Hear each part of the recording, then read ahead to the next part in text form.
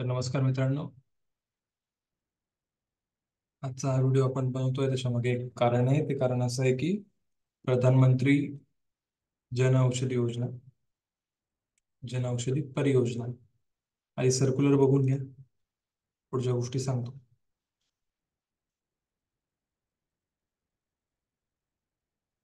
हे आहे प्रधानमंत्री भारतीय जन औषधी परियोजनेचा फॉर्म आहे हा. ऍप्लिकेशन फॉर ओपनिंग प्रधानमंत्री भारतीय जनौषधी केंद्र ऍट. तर तुम्हाला इथं जिथं ओपन करायचं असेल तिथले details, name and address of applicant, तुमचं नाव आणि पत्ता, स्टेटस ऑफ ॲप्लिकंट, जे काही तुम्ही असाल, इंडिव्हिज्युअल एंटरप्रेनर असाल, एंटरप्रेनर असाल किंवा चॅरिटेबल इन्स्टिट्यूट हॉस्पिटलमधून तुम्ही असाल, एखाद्या NGO मधून असाल, एखाद्या ट्रस्टमधून असाल, एखाद्या गव्हर्नमेंट किंवा नॉन गव्हर्नमेंट एजन्सीमधून असेल किंवा एनी अदर फील्डमधून असेल, तर इथे जे काही असेल ते तुम्हाला इथं ते लिहायचे. Registration number of the organisation, जे काही तुमच्या ऑर्गनायझेशन म्हणजे वरील जे स्टेटस ऑफ अप्लिकंट दिले त्याच्याशी रिलेटेड रजिस्ट्रेशन नंबर असतात ते, कॉन्टॅक्ट नंबर, आधार कार्डचा नंबर, पॅन कार्डचा number, location of propose store, ते स्टोअर कुठे तुम्ही ओपन करणार त्याचा address, name and registration number of the pharmacist, तुमचं नाव आणि रजिस्ट्रेशन नंबर जो असतो फार्मसी लायसन्सचा तो तिथे टाकायचा आहे. नंतर इथे आपलं डिक्लेरेशन असणार आहे की जे काही इन्फॉर्मेशन आपण प्रोव्हाइड करतोय ती सर्व ओरिजिनल आहे, प्रॉपर आहे आणि त्याच्यात कुठल्याही प्रकारचं काही शंका किंवा त्रुटी आढळली तर तुम्ही जे काही कारवाई कराल किंवा जे काही तुम्ही डिसिप्लिनरी ऍक्शन घ्याल त्या मला मान्य असतील. तर इथे डेट टाकायचं, प्लेस टाकायचं, सिग्नेचर करायची. नंतर यासोबत तुम्हाला कुठले कुठले डॉक्युमेंट्स जोडायचे तर आहे, पहिलं आधार कार्ड. जर तुम्ही इंडिव्हिज्युअल म्हणजे तुम्ही, तर हे आपल्यासाठीच आहे तर हो आपल्याला फक्त हे डॉक्युमेंट लागणार आहे. Aadhaar card, PAN card, certificate for disability जर डिसॅबल ऍप्लिकंट असेल, अपंग असेल तर, आणि नसेल तर फार्मसी रजिस्ट्रेशनचं सर्टिफिकेट म्हणजे लायसन्सचं सर्टिफिकेट. हाच फॉर्म जर तुम्हाला इंग्लिशमध्ये समजत नसेल तर तो हिंदीत त्याने दिला आहे. आणि शेवटला हा फॉर्म अलॉंग विथ डॉक्युमेंट्स तुम्हाला जमा करायचा आहे ह्या ऍड्रेसवर. त्यांनी दिलं application should be sent in the prescribed format along with the required documents to below mentioned address in a closed envelope cover clearly superscribed as application for the new PMBJK म्हणजेच प्रधानमंत्री भारतीय जन औषधी केंद्र. Please mention your email ID in the application form. आणि along as per these guidelines, we have to submit our application into this address. तर एकंदरीत हा तुम्ही फॉर्म बघितला, हे सर्व बघितलं. आता नेमकं आहे काय ते बघून घ्या. प्रधानमंत्री जन औषधी केंद्र किंवा प्रधानमंत्री भारतीय जन औषधी केंद्र हे एक प्रकारचं pharmaceutical and medical devices bureau of India याच्या अंडर येतं, PMBI अंडर येतं. ज्याच्यामध्ये department of pharmaceuticals, government of India आणि ministry of chemicals and fertilisers as well as again department of pharmaceuticals हे सर्व त्याला करस्पॉन्डिंग आहेत. याच्यामध्ये एक जी गोष्ट आहे महत्वाची ती तुम्हाला मी सांगतो, म्हणजे तुम्हाला ही स्कीमचा किंवा हे जे काही फॉर्म जो मी दाखवला त्याचा अर्थ काय तुम्हाला क्लिअर होऊन जाईल. तर बघा, जसे जसे नरेंद्र मोदी डेव्हलपमेंट करतायत तर प्रत्येक स्टेटमध्ये ते काही ना काही गोष्टी प्लॅन करतायत. आता दोन टाईपचे मेडिसिन असतात, एक असतो ब्रँडेड ड्रग आणि दुसरा असतो मिस ब्रँडेड ड्रग. ठीक आहे, समजून घ्या. ब्रँडेड ड्रग जे असतात ते असतात हाय कंपनीचे बनवलेले किंवा जे ब्रँडेड असतात. Miss branded also non as generic drugs. Miss branded म्हणजेच काय, त्याचा ब्रँड नसतो का, तर हे नाव जरी आहे तर येस, याला कुठल्याही प्रकारचा ब्रँड नसतो. फॉर एक्झाम्पल सिप्ला असेल, कॉग्निझंट असेल, त्याच्यानंतर अजून बरेचसे ब्रँड जे आहेत ते तुम्हाला माहिती आहेत. ठीक आहे, मी जास्त त्याच्यात वेळ घालवत नाही. तर मला असं सांगायचं की ब्रँडेड वस्तू जी असते ती, आणि एखादी अदर गोष्ट जिला ब्रँड नसतो, जी कुठल्या ब्रँडची नसते, तर जर असा प्रश्न विचारला की यात कमी किमतीची कुठली असते तर आपण बोलू की जी ब्रँडेड नसते ती. ओके, बरोबर. पण बघा आता, एखादी गोष्ट आपण एखाद्या सिटी सेंटर मॉलमध्ये घेतो. फॉर एक्झाम्पल कपडे, एखादा शर्ट आहे, एखादी जीन्स आहे. तर आपण सिटी सेंटर मॉलमध्ये एखादा शर्ट घेतला तर त्याची किंमत असेल समजा 2,000 3,000, मोर दॅन 1,000 असेल, चला असं कन्सिडर करू. सेम शर्ट आपण जर एखाद्या बाहेरच्या ठिकाणी घेतला, ठीक आहे, एखाद्या छोट्या शॉपमध्ये घेतला, तर ऑब्व्हियसली त्याची किंमत कमी असणार. पण यात काही फरक पडला का? नाही, कारण सिटी सेंटर मॉलमध्ये पण जो घेतला तोही शर्टच होता आणि इकडे घेतला तो शर्टच. तर असा फरक असतो मीन्स ब्रँडेड आणि ब्रँडेड ड्रगमध्ये, जेनेरिक ड्रगमध्ये. मग आता यात फायदा कुठल्या मेडिसिन मध्ये आपल्याला आपल्याला म्हणजे पेशंट्सला, की जेनेरिक ड्रग्समध्ये. कारण की ज्या पेशंटला ब्रँडेड ड्रग्स परवडत नाही, for example Crocin, not Crocin, आपण कुठली एखादी टॅबलेट तुम्ही मनामध्ये इमेजिन करा, मला फक्त डिफरन्स एवढा सांगायचा आहे का ब्रँडेड टॅबलेट जर त्या ड्रगची जर ऍक्टिव्ह फार्मास्युटिकल इन्ग्रेडियंट आहे, त्याची ब्रँडेड टॅबलेट जी आहे ती समजा 30 रुपयांना एक आहे. तर मिस ब्रँडेड म्हणजे जेनेरिक ड्रग जी आहे ती 30 रुपयात तुम्ही अशा 50-60 टॅबलेट तुम्ही घेऊन, ठीक आहे. तर पेशंटला फायदा आहे. आणि याच्यामध्ये गव्हर्नमेंटचा मेन रोल काय आहे?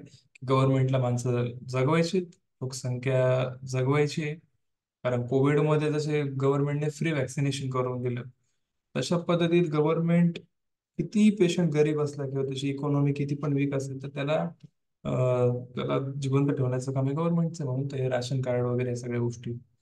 मग आता गव्हर्नमेंटने अजून एक स्कीम काढली की जेनेरिक मेडिसिन, ठीक आहे. ब्रँडेड ज्याला विकायचे त्याने विकास, फार्मसीसाठी आहे काय याच्यामध्ये फायदा का? बघा, आता मी फार्मसी क्षेत्राशी लिंक आहे, तर मला फायदा काय? मला जर एक माझं मेडिकल शॉप ओपन करायचं आहे, तर त्याच्यामध्ये जवळपास मला 25-30 लाख रुपये माझी इन्व्हेस्टमेंट असेल. नंतर मग ते चालतं नाही चालतं हा वेगळा प्रश्न, त्याच्यात मी कुठले ड्रग विकतो हा वेगळा प्रश्न आहे.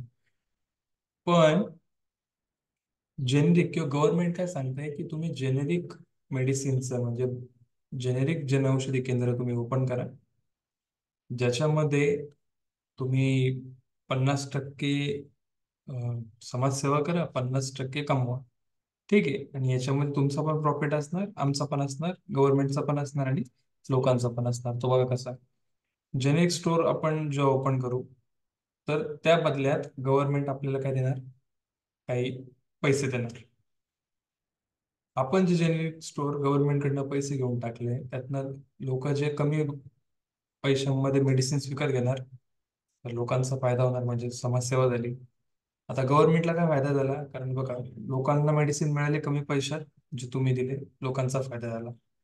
तुम्ही लोकांना मेडिसिन देतायत, मेडिकल टाकलंय कारण गव्हर्नमेंटने तुम्हाला पैसे दिले. तर गव्हर्नमेंटला काय फायदा आहे? गव्हर्नमेंटला असा फायदा आहे की तुमच्यासारखे असे बरेच जण मेडिसिन्स काय ना medical shop, generic shop open करतील, ज्याच्यामुळे तुमच्या थ्रू गव्हर्नमेंटला लोकांसाठी काम करता येणार आहे. गव्हर्नमेंटला एक प्लॅटफॉर्म मिळणार आहे जो गव्हर्नमेंटशी लिंक असणार आहे, जो गव्हर्नमेंटच्या इन्स्ट्रक्शनवर चालणार आहे. आणि याच्यातून गव्हर्नमेंटला लोकांना वाचवायचं जे काम आहे ते तुम्ही करताय, तर गव्हर्नमेंटचा हा फायदा आहे. मग आता गव्हर्नमेंट काय करते, प्रत्येक सिटीमध्ये सर्वात पहिले तर ते रजिस्ट्रेशन करून घेत आहेत. जो कुठला फार्मासिस्ट असेल ज्याचं रजिस्ट्रेशन झालेलं आहे, ज्याला लायसन्स आलेलं आहे, पण त्याला मेडिकल ओपन करायचं आहे, मेडिकल ओपन करण्यासाठी पैसे नाही आहेत, ठीक आहे. तर अशा फार्मासिस्टसाठी गव्हर्नमेंट रजिस्ट्रेशन करून घेत आहे. आणि जेव्हा कधी त्यांना समजा नाशिक जिल्ह्यामध्ये त्यांना 20 जेनेरिक शॉप ओपन करायचे असतील, तर ते 20 जेनेरिक शॉप ओपन करताना जे कोणी नाशिक जिल्ह्यातले आधी 20 जे असतील किंवा त्यांचा सिलेक्शन क्रायटेरिया काय असेल तो त्यांना माहिती, ती कमिटीला माहिती. तर त्याच्यावरून ते जेनेरिक मेडिसिन्सची फ्रँचाईज किंवा ती शाखा तुम्हाला ओपन करता येणार, जी गव्हर्नमेंटची असणार, जी गव्हर्नमेंट स्पॉन्सर्ड असणार आहे, ज्याच्यामध्ये गव्हर्नमेंट तुम्हाला काहीतरी लाख रुपये त्याला मदत म्हणून देणारे, आर्थिक सहाय्य करणारे. आणि यानंतरही जर तुम्ही दर महिन्याला XYZ अमाऊंटचे जेनेरिक मेडिसिन गव्हर्नमेंटकडनं विकत घेत असाल, तर त्याच्यावर तुम्हाला 15 ते 16 हजार रुपयांपर्यंतचं डिस्काउंट सुद्धा असणार. आता हे कसं आहे काय ते आधी बघून घ्या. आधी मी तुम्हाला हे सांगतो की हे रजिस्ट्रेशन केल्याने तुम्हाला काय फायदा होणार आहे. की हे रजिस्ट्रेशन केल्याने गव्हर्नमेंट तुम्हाला तुमच्या मेडिकल शॉपच्या अर्ध्या खर्चाला स्पॉन्सरशिप देणार आहे. तुम्हाला फक्त एवढंच करायचं की गव्हर्नमेंटने जसं सांगितलं तशा नियमामध्ये तुम्हाला ते मेडिकल फार्मसी शॉप ओपन करायचे आणि तिथे जेनेरिक ड्रग्स विकायचे, ठीक आहे. दुसरी महत्वाची गोष्ट की हे शॉप तुम्ही जेव्हा ओपन कराल, तर आता एक्झाम्पल सांगू का तुम्हाला अजूनही असं कळालं तर? बघा, आपल्या भारतामध्ये ना लोक स्वच्छतेच्या बाबतीत थोडेसे आहे, प्रॉब्लेमॅटिक आहे. कसं? कारण की गव्हर्नमेंट पहिल्यापासून सांगत होतं की स्वच्छता की ओर चलो, स्वच्छता की ओर चलो. ठीक आहे, आय थिंक ते गाव की ओर चलो असेल, पण मी जोडलंय मनाने की स्वच्छता की ओर चलो. Meanwhile hygienic situation, hygienic condition, GMP असतील, आपल्याला फार्मसीमध्ये शिकवले जातात. पण कसं आहे, प्रत्येक जण काही फार्मसी झालेला नसतो किंवा फार्मसी ग्रॅज्युएट नसतो किंवा डिप्लोमेट नसतो. तर लोकांची टेंडन्सी अशी होती की मोदीजींचा काळ येण्यापर्यंत, मी असं म्हणत नाही मी कुठल्या पॉलिटिकल पक्षाला इथे हे नाही करते, रिप्रेझेंट नाही करते, पण बघा, लोकांनी ना टॉयलेट सुद्धा तयार केले नव्हते, घरोघरी टॉयलेट नव्हते. मग गव्हर्नमेंटने काय स्कीम काढली की तुम्ही एक खड्डा खंदून घ्या, आम्हाला दाखवा की तुम्ही टॉयलेटसाठी खड्डा खणलेला आहे, तुम्ही तिथे टॉयलेट बांधलंय, त्याच्यावर आमचा एक तो बॅनर लावा. ठीक आहे, त्याच्यासाठी आपल्याला अर्ज करायचा नगरपालिकेला किंवा म्युन्सिपल कॉर्पोरेशनला. आणि त्यांचे लोक येतात सर्वे करायला घरी. ते बघतात की अरे हो, याने खरंच खड्डा खणलाय, श्वास खड्डा ज्याला आपण बोलतो, ते टॉयलेटसाठी जो लागतो तो. त्याच्यानंतर याने खर्च केलाय, बांधकाम केलंय. मग ते येताना एक स्टिकर घेऊन येतात मोदीजींचं, त्यांचा फोटो असतो त्या टॉयलेटचं, ते योजनेचं डिस्क्रिप्शन, तो फोटो लावून देतात, त्याचा फोटो घेतात आणि तो ते मग ते पुढे डॉक्युमेंटेशन, तुमची फाईल वगैरे तुम्ही द्यायची त्यांना, सर्व जोडून वगैरे बिल असतील तुमचे, किती किती खर्च झाला, काय झाला. मग तुम्हाला काहीतरी 40 का 50 हजार रुपये यायचे. अशी काहीतरी ती स्कीम होती बघा. लोकांनी घरोघरी पैशांसाठी टॉयलेट बांधून टाकले.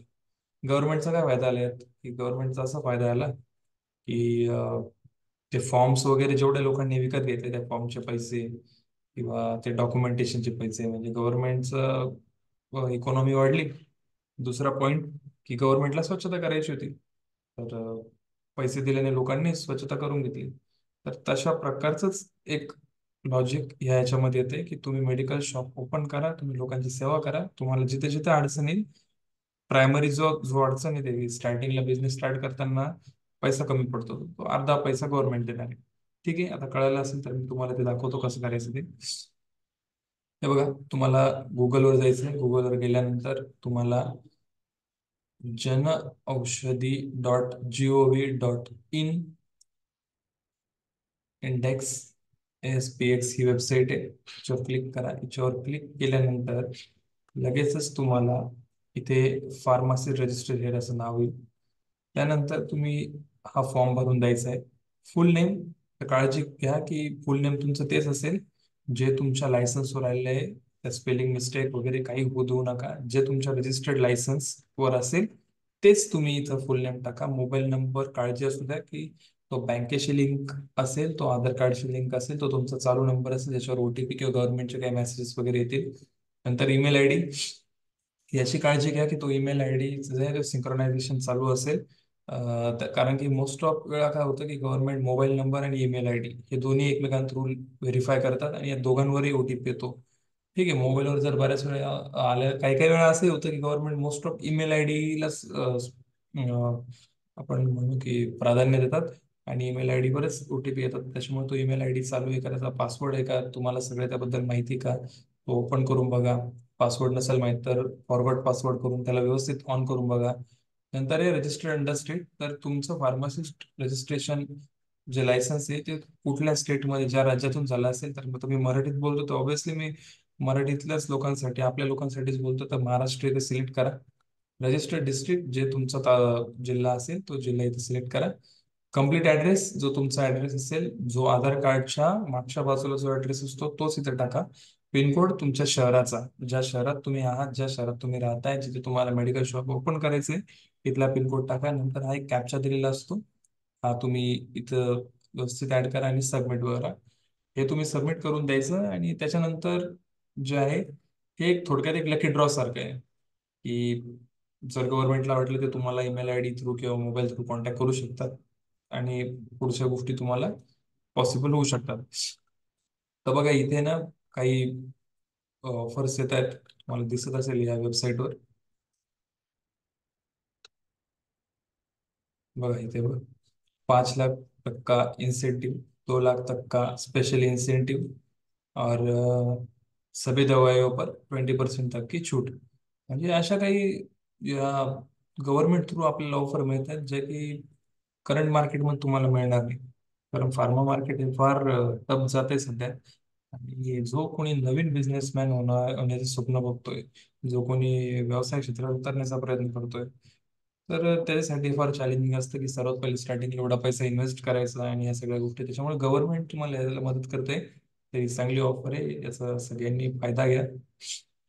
या बाबतीत जेवढं मला माहिती होतं मी तेवढं सांगितलं. या व्यतिरिक्त जर अजून काही त्याच्यावर तुम्हाला प्रश्न असतील तर गव्हर्नमेंटच्या वेबसाईटवरती सर्व अवेलेबल आहेच, ते तुम्ही बघून घ्या. धन्यवाद.